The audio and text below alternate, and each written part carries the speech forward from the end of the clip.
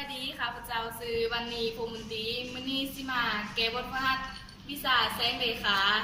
คำถามที่เปิดให้มาเมนเป็นหยังในเวลาตอนบ่ายเงาของวัตถุจึงสั่นกว่าเวลาตอนเช้าและตอนแลงที่เงาของวัตถุในตอนบ่ายสั่นกว่าตอนเช้าและตอนแลงก็ย้อนว่าแสงตะเวนในตอนบ่ายต่างชาติกับวัตถุตัวอย่าง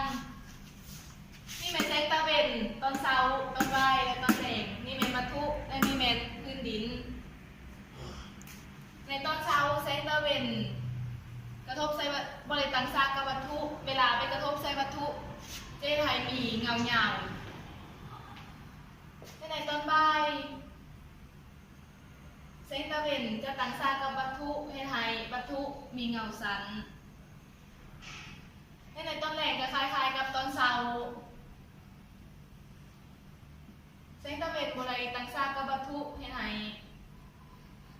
เกิดเป็นเงาเงา